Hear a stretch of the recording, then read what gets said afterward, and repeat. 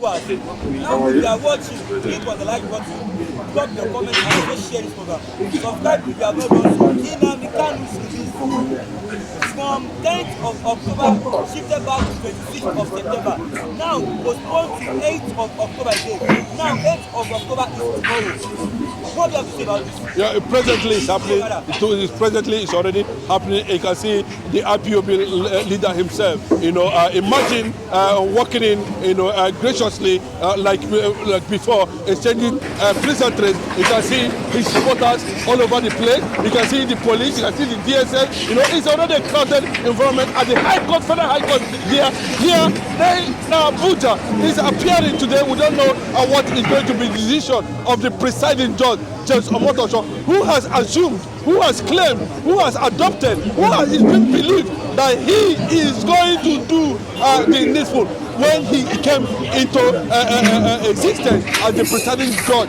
Ab initio, we know a lot of things that was credited to James Omotosho. You can see Nnamdi Kanu, supporters in this environment. You can see the DSS, you can see the police, you can see people from all over the world. You can see sympathizers, you can see different legal luminaries and organizations walking into the court space here live in Abuja. As you can watch in this video, as you are watching in this video, you can see it very clearly that Nnamdi Kanu is going to look at James Omotosho's face this morning. They are going to come in one-on-one encounter. It's going to be one-on-one encounter. But before then, let me just give you an insight of what has transpired in the court before now. Where the defense team of the federal government and the IPOB lawyers, opened a cross-examination, and in the course of cross-examination,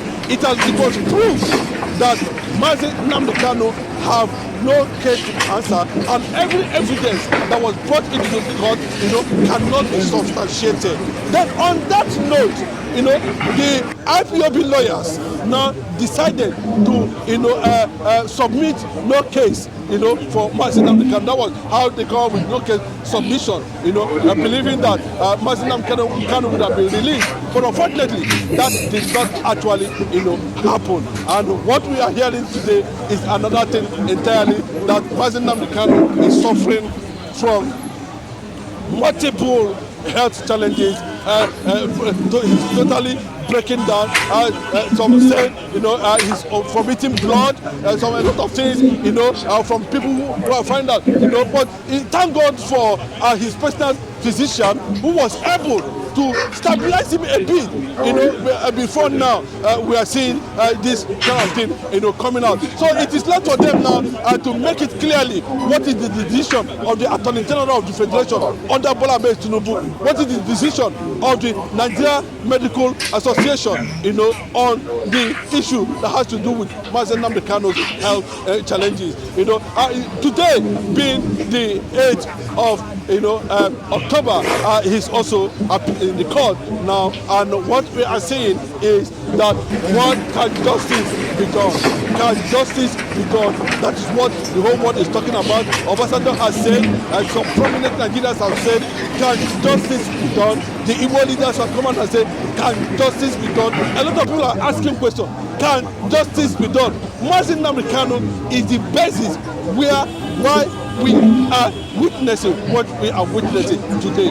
But his incarceration is never in vain. The young man there has rejected several deals. The young man there have rejected so many things that were put on his table to sign, and not seen anything that has to do with agitation. But he made it very clearly, Nnamdi Kanu will not betray you, but you will be the one to betray me. But you can see in all ramifications, the guy has been resilient. In all ramifications, Nnamdi Kanu has shown that he is a symbol of another generation of the Igbo nation. He is a symbol of another generation of biafra. That is a symbol, according to what Efiok said, that if you do not treat these children very well, they will rise to demand for justice, and that is what is happening today. Nnamdi Kanu has been in detention for close to 2,000 days in DSS custody. He has developed some level of congestive cancer, and some things like that, some issues like that.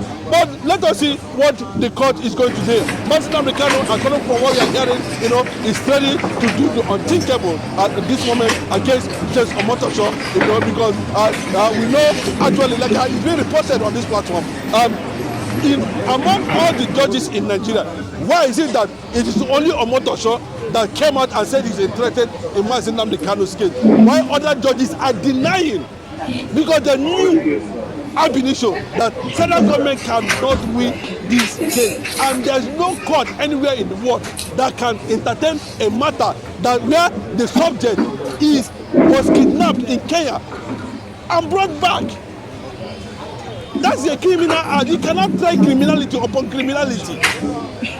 It's only in Nigeria we are seeing this kind of issues. But whatever happens, like I said, the world is watching, the international community is watching, the human rights organization is already watching. What is happening in the United States of America today concerning Nnamdi Kanu was being initiated by Dr. Masanga. I can tell you, the president of Pan-African Institute, he is the one, that is making sure that, see, this thing is just, why is it that nobody's talking, the South are even quiet.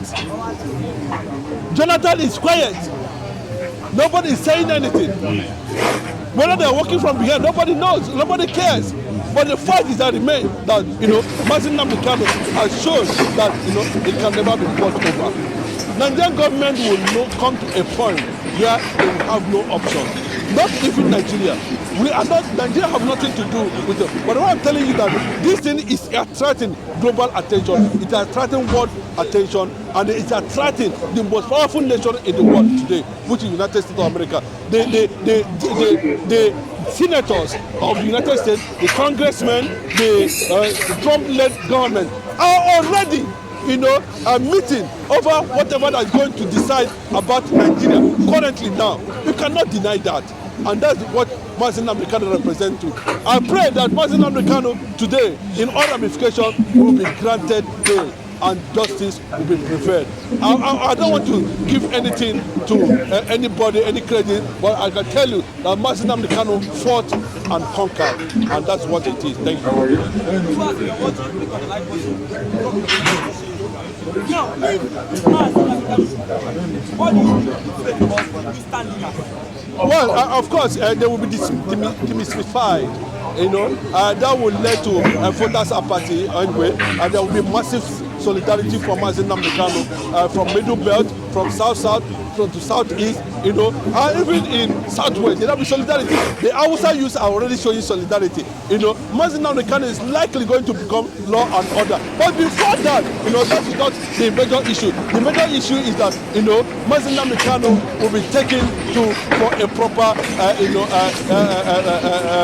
health test, so that we'll be able to ascertain, the level of things he was given to in Kenya, the level of viruses that have injected into his body, and we have to make sure that these things are out of the system first before we know the next step to take. But we are in advanced stage, by omission or by commission, Nnamdi Kanu is going to regain freedom. I repeat, Nnamdi Kanu is going to regain freedom. If Nnamdi Kanu died here, we'll take his body. If Nnamdi Kanu is alive, we'll take his body. Whichever way, the federal government will realize that it has gotten to a point that it has become something we have to go with our both hands. Thank you and God bless. You are watching the live on the social media. It's nice having you. God bless you.